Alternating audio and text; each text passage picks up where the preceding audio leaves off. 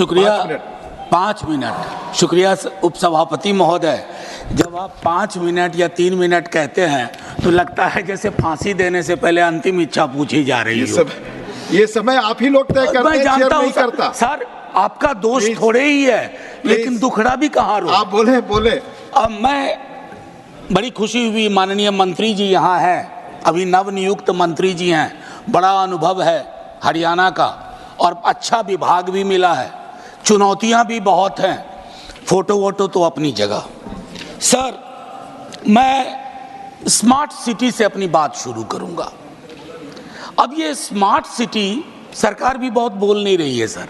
इनकी एक चीज मुझे अच्छी लगती है, अच्छा सा नाम रखो, उस नाम के पीछे काम ना हो तो धीरे धीरे बोलना कम कर दो उसके बारे में। अब अभी हाल में राष्ट्रपति भवन में गणतंत्र मंडप बना। साहब, गणतंत्र का मंडपीकरण नहीं होना चाहिए, ये उचित नहीं लगता है। बहरहाल उपसभापति महोदय, विजय साई रेड्डी जी, प्रियंका जी, इन लोगों ने बड़ी चिंता व्यक्त की पार्लियामेंट की बिल्डिंग में कल जो हुआ या पिछले वर्ष जो हुआ। मैं कहता हूं नासमझ लोग हैं सर। ये तो विशुद्ध भारतीयता का एहसास कराता है कि जब बाल्टी से पानी सर टपक रहा हो। शब्द चेक कर लीजिएगा, नासमझ शब्द। अच्छा, मैं वापस लेता हूं ना, एकदम भूपेंद्र भाई, इसलिए आपको यहां रहना चाहिए।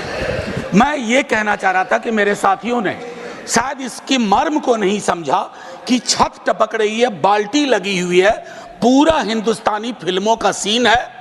मैं इसलिए उसके लिए शिकायत ही नहीं करूंगा, बस शिकायत नहीं करूंगा। सर, मेरी दूसरी चिंता है कि स्वच्छ भारत अभियान में गांधी जी के चश्मे को हम टांग देते हैं। वैसे स्वच्छता की ओर गांधी जी का चश्मा, जरूरत थी चश्मा पहनने की, चश्मा वहां रख देने की नहीं। गांधी का चश्मा नहीं पहन सकते क्योंकि दो परस्पर विरोधाभासी चीजें, गांधी और दूसरा मैं नाम नहीं लूंगा, एक साथ नहीं चल सकती, क्योंकि मुझको नाम लेना भी बुरा लग रहा है। सर, तीसरी मैं मंत्री जी को कहूंगा, स्ट्रीट वेंडर्स शहरों की रीढ़ होते हैं, उनके साथ न्याय कीजिए। नाइंसाफी हो रही है उनके साथ। आपकी नीतियां कुछ बनती है, पुलिस प्रशासन किसी और तरीके से एक्ट करता है, और उस मद में जिसको हम कहते हैं पीएम स्वनिधि, आपका एलोकेशन भी 30% कम हो गया। तो मैं आपसे आग्रह करूंगा, उसको देखिए।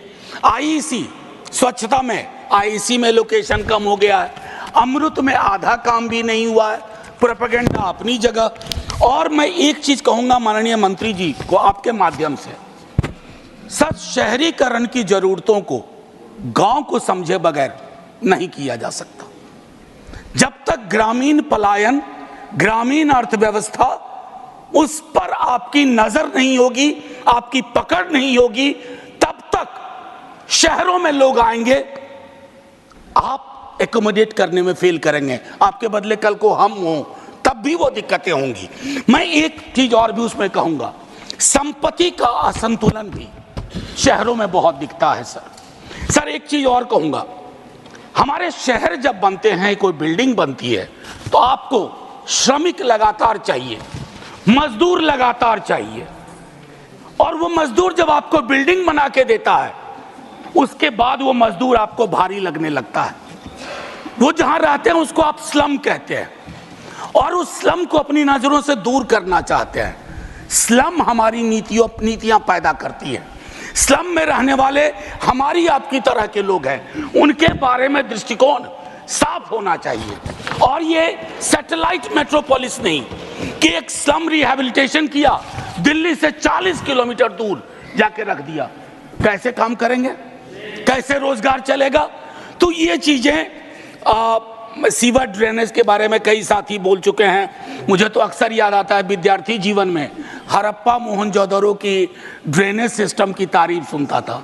सर, अगर टाइम मशीन हो तो वापस चला जाए, वो ज्यादा बेहतर था।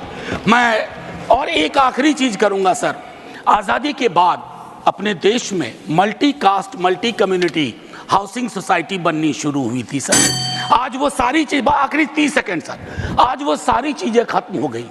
जातियों के नाम पर हाउसिंग सोसाइटी है, समुदायों के नाम पर हाउसिंग सोसाइटी है, और कुछ समुदाय के लोग किसी भी सोसाइटी में नहीं रह सकते।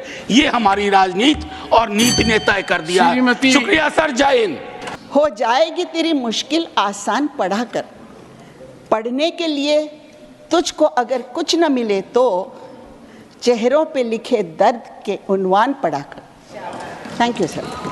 श्री